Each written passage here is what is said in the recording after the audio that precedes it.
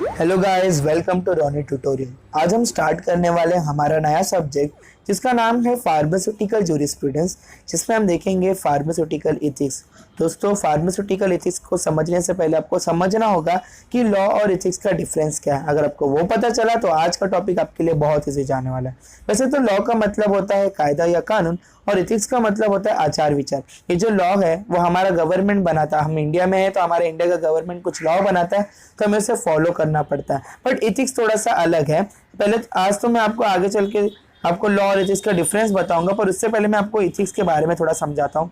Ethics मतलब क्या होता है कि ग्रुप ऑफ पीपल होते हैं। फॉर एग्जांपल, अगर हम फार्मेसी में हैं तो फार्मेसी को चलाने वाला कौन होता है? पीसीआई। ये जो गवर्नमेंट है ये एथिक्स के रूल्स नहीं बनाती है, बल्कि पीसीआई बनाती है। फार्मेसी काउंसिल ऑफ इंडिया कुछ रूल बनाती है, वो उस रूल को हमें फॉलो करना पड़ता है। अगर हम उस रूल के हिसाब से चलते हैं तो बहुत अच्छी बात है। अगर हम नहीं चलते तो वो क्या करती है, हमारा जो प्रोफेशनल डिग्री है फार्मेसी का वो हमसे छीन लेती है। अभी चलो एक एक पॉइंट को थोड़ा डिटेल में देखते हैं, क्योंकि ये डिस्टिंग्विश एग्जाम में बहुत बार पूछा है।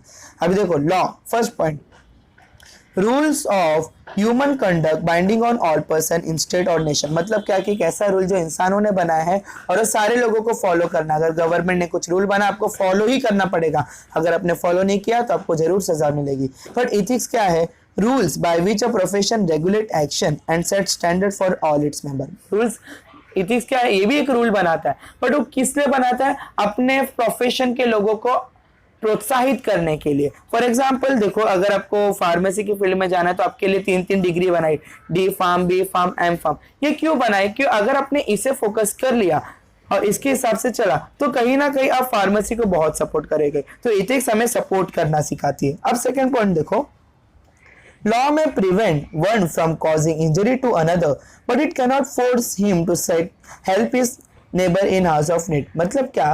लॉ कभी भी ना एक दूसरे को मारने नहीं देते। अभी एक जगह पे बहुत सारे फार्मेसी का शॉप है और ऐसा होता है कि भाई दो का अच्छे से चल रहा है, दो का अच्छे से नहीं चल रहा है, तो दो क्या सोचते हैं कि भाई इसको हम मार दे, इनका दुकान को कुछ तो कर दे और हम हमारा फायदा ले लें। बट ऐसा नहीं हो सकता। अगर आपने वैसा किया तो आप रूल्स के अगेंस्ट जाते हो, और अगर आपने लॉ के अगेंस्ट गए तो आपको पक्का सजा मिलने वाली है। और एथिक्स बहुत ही डिफरेंट है। एथिक्स हमें क्या सिखाता है कि लोगों की मदद करना ही एथिक्स का फंक्शन है।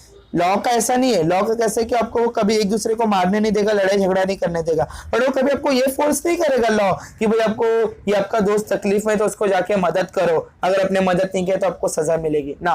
पर एथिक्स बहुत अच्छा, एथिक्स आपको सिखाता है कि किस तरीके से आपको लोगों को मदद करना है। तीसरा पॉइंट देखो, a law is something you must ओबे। लॉ एक ऐसा चीज है आपको उसे करना ही पड़ेगा, बट एथिक्स ऐसा नहीं है। Ethics is how society is expect you to behave. Law में कैसे कि आपको उसकी आज्ञा को पालन करना है, बट एथिक्स का कैसा है कि वो आपको बताती है कि आप ऐसे बनो। आप सोचो कि भाई ये जो सोसाइटी है वो आपसे कैसा कैसा बिहेव चाहती है। फॉर एग्जाम्पल, अगर मैं फार्मासिस्ट हूँ तो एक लोग मेरे से क्या चाहेंगे कि आप अच्छा उन्हें सर्विसेज दें। अगर आप अच्छा सर्विस नहीं देंगे तो कहीं ना कहीं क्या होगी कि आपकी जो डिग्निटी है वो लो हो जाएगी। फोर्थ पॉइंट देखो क्या है, law deal with action that are punishable. Law जो भी एक्शंस लेता है वो पनिशेबल ही होता है। आपको पता है कि आपको दंड मिलता है, पैसे भी भरने पड़ते हैं, जेल भी जाना पड़ता है। पर एथिक्स ऐसा नहीं है। एथिक्स डायरेक्ट, राइट और रॉन्ग, अगर आपने गलत किया है तो आपको सजा मिलेगी, और सजा क्या है कि आपका जो प्रोफेशनल डिग्री है फार्मेसी का वही आपसे ले लिया जाएगा। तो दोस्तों, लॉ और एथिक्स बहुत ही इंपॉर्टेंट है। दोनों एक दूसरे के साथ एक साथ भाई की तरह काम करते हैं, तो इसीलिए आपको इन दोनों को समझना बहुत जरूरी है। क्योंकि जितना इंपॉर्टेंट लॉ है ना उतना ही इंपॉर्टेंट एथिक्स है। पर एथिक्स का एक फायदा बताता हूँ कि एथिक्स इसीलिए बनाया गया है कि अगर हम फार्मेसी के फील्ड में, तो फार्मेसी को अच्छी तरीके से चलाने के लिए एथिक्स को बनाया गया है। तो फार्मास्यूटिकल एथिक्स इसीलिए बनाए कि हम इसके अनुसार चले। अब मैं आपको लॉ और एथिक्स के एक ऐसे एग्जांपल बताऊंगा जो आपको समझ में आएगा कि आज के टाइम में लॉ और एथिक्स कैसे काम आता है। लॉ देखो, law prevent a pharmacist from selling a drug of सब स्टैंडर्ड क्वालिटी। लॉ क्या करता है? फार्मासिस्ट को रोकता है सब स्टैंडर्ड क्वालिटी की ड्रग को बेचना, मतलब चीप क्वालिटी की। आपको अच्छा ही क्वालिटी को बेचना, अगर आपने वैसा नहीं बेचा तो आपको जरूर सजा मिलेगी। एथिक्स का काम क्या होता है? Ethics prevent a pharmacist from selling a drug at cheaper rate than that of his fellow pharmacist. मतलब एक जगह पे बहुत सारे फार्मेसी के शॉप है, अगर वो उस एक दवा को 5 रुपए में बेच रहा है तो आप ग्राहक को बढ़ाने के लिए उस दवा को 3 में नहीं बेच सकते। अगर उसने में 5 में बेचा है तो आपको 5 में ही बेचना है। अब चलो हम और हर एक चीजों को थोड़ा डिटेल में देखते हैं। तो हम स्टार्ट करते हैं code of pharmaceutical ethics. Code of pharmaceutical ethics मतलब क्या? देखो, मैंने इथिक्स तो आप सभी को समझा दिया कि किस तरीके से इथिक्स को चलाने वाले ग्रुप ऑफ मेंबर होते हैं। तो फार्मास्यूटिकल इथिक्स को कौन चलाने वाले होते हैं मैंने आपको ऑलरेडी बताया है। देखो, इधर मैंने लिखा भी है, the code of pharmaceutical ethics is formulated bye PCI, मतलब फार्मेसी काउंसिल ऑफ इंडिया। जरूरत क्या था इस फार्मास्यूटिकल इथिक्स बनाने का? कुछ तो रीजन रहेगा, तभी तो बना रहे हैं। चलो मैं आपको बताता हूँ। एक्चुअली कैसा होता था कि लोग दवाई तो बना रहे हैं, दवाई बेची जा रही है, लोग दवाई को खरीद तो रहे हैं, बट कहीं ना कहीं फार्मासिस्ट को कुछ चीजें सिखानी तो जरूरी थी। उसको अच्छा नॉलेज होना चाहिए, उसको डिसिप्लिन सिखाना था, उसको सर्विसेज कैसे देना, बहुत सारी चीजें को सिखाना था। तो ये PCI ने क्या की, अलग अलग प्रोफेशन के हिसाब से फार्मासिस्ट के लिए कुछ रूल्स बनाए। अब यहाँ पर देखो कि वो जो फार्मास्यूटिकल इथिक्स है जो PCI ने बनाई है, वो कहाँ कहाँ गाइड करती है। देखो, it helps to guide the pharmacist in relation to, वो फार्मासिस्ट को कहाँ कहाँ गाइड करती है?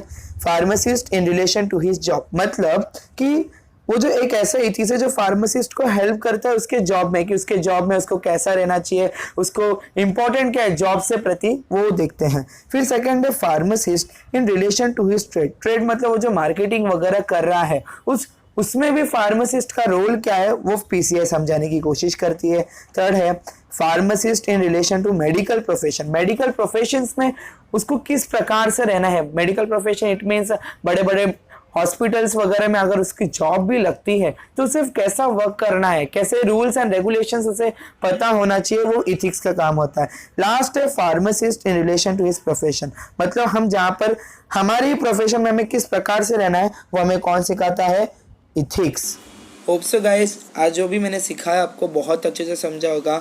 लॉ और एथिक्स पे तो आपको फोकस करना ही है। ये तो मेरा वीडियो का सिर्फ पार्ट 1 था।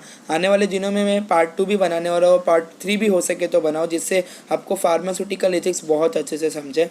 अगर आपको अभी तक समझा है तो प्लीज़ मेरे चैनल को सब्सक्राइब कीजिए और बेल आइकन पे क्लिक कीजिए, जिससे आपको नोटिफिकेशन मिलते रहेंगे, और वीडियो को लाइक भी कीजिए। और अगर आपको प्लानिंग चाहिए कि भाई मैं पढ़ाई कैसे करूँ D फार्मेसी की, तो आप मुझे इंस्टाग्राम पर फॉलो करके मुझे मैसेज कर सकते हैं, और जो भी मुझसे होगा हेल्प मैं आपको ज़रूर करूँ।